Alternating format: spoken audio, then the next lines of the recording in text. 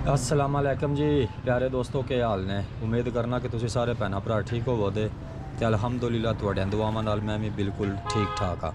तो काफ़ी सारे दोस्त पे आखते कि सानू ज़िला मंडी बहाउद्दीन दी अपडेट दिओ कि उत्थे जिहड़े तजावुज़ात के खिलाफ ऑपरेशन ने वो कित्थों तक पहुँचे ने। तो मैं सर जी इस वक्त ज़िला मंडी बहाउद्दीन दे कॉलेज चौक विच मौजूद हाँ। तो तुसी वेखदे हो पे कि कॉलेज चौक के सामने जिहड़ा डिग्री कॉलेज आया वो सामने जिहड़े उन्होंने दुकानां ढाईयां ही ना, बिल्कुल वही ऑपरेशन होया। इस तो इलावा पूरे शहर दे विच किरे भी ऑपरेशन नहीं होया। ठीक है जी। तो इस तो बाद तुहानू गल्ला मंडी भी विखाने आ तो गल्ला मंडी विच कित्थों तक ऑपरेशन पहुँचा। तो यह हुण तुसीं वेख रहे हो कॉलेज चौक के सामने जिहड़ियां दुकानां ऑलरेडी उन्होंने अज तो तकरीबन हफ्ता डेढ़ पहले ढाईयां ने ना, बिल्कुल वही टट्ठियां ने।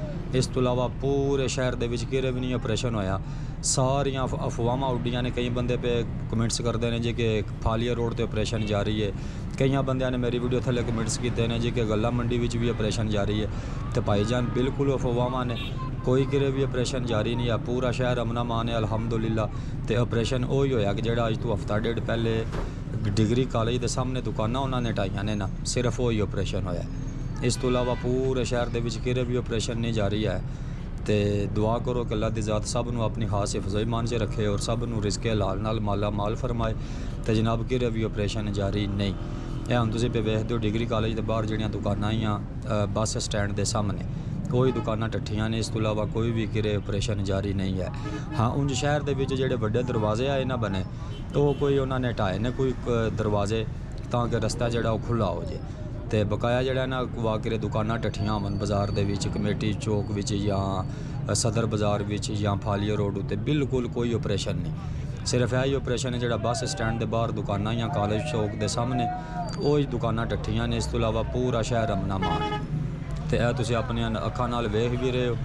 तो अलहमदुलिल्लाह पूरे शहर के विच अमना मान है, कोई किरे ऑपरेशन जारी नहीं, यही ऑपरेशन होया है। तो जेकर तुसीं सारे भरा मज़ीद वीडियो वेखना चाहते हो मंडी बहाउद्दीन और गुजरात के मुतलक, तो सर जी मेरे चैनल का तुसीं विजिट करो। मेरे चैनल तो तुहानू मंडी बहाउद्दीन और ज़िला गुजरात दियाँ तजावुज़ात के खिलाफ वीडियो लभ जांदियां। और इस तो इलावा बड़े बड़े अच्छे भी लोग ने जिहड़े वो तुहानू वेखण नू लभण दे। तो तुहाडे अगे गुजारिश है कि चैनल नू सबसक्राइब कर दिओ तो वीडियो नू लाइक लाजमी करा करो यार, बिल्कुल फ्री लाइक हुंदा है। तो तुहाडे लाइक करन नाल हौसला अफजाई वध जाती है बंदे दी। तो फिर कोशिश बंदा करता है कि अच्छी तो अच्छी वीडियो बना के तुहाडे अगे पेश करे। ठीक है जी। तो जेकर तुसीं चाहते हो अपने कोई पसंदीदा भी लोग बनाना चाहते हो या अपने किसी पसंदीदा इलाके की वीडियो बनवाना चाहते हो, तो जनाब इस वीडियो के कमेंट्स में मैनू दसो कि फलाने इलाके की वीडियो बनानी है। तो इंशाल्लाह जितनी अच्छी तो अच्छी हो सकी उस इलाके की वीडियो बना के अपने चैनल उत्ते अपलोड करांगे। तो तुहाडे अगे गुजारिश है कि चैनल नू सबसक्राइब लाजमी करना है तो वीडियो नू भी लाइक करना है। ठीक है जी। तो हुण तुसीं वेख रहे हो कि जिहड़ा ऑपरेशन ऑलरेडी होए है ना, वही ऑपरेशन चल रहा है। तो गल्ला मंडी भी जनाब जड़ियाँ कि अज तो कोई महीना डेढ़ पहले उन्होंने दुकाना अपना दफ्तर वगैरह ढाया है ना गल्ला मंडी विच।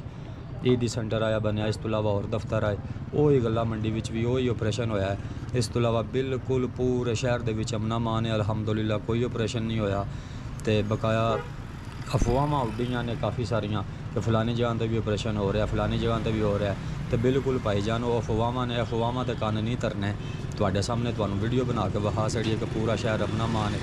कॉलेज चौक के विच बस स्टैंड के नाल जिहड़ियां दुकानां आईयां वो टट्ठियां ने। तो गल्ला मंडी विच अज तो डेढ़ दो महीने पहले जिहड़ा उन्होंने ईदी सेंटर ते होर काफ़ी सारे दफ्तर है जिहड़े ढाए ने ना, वो ही टट्ठे ने।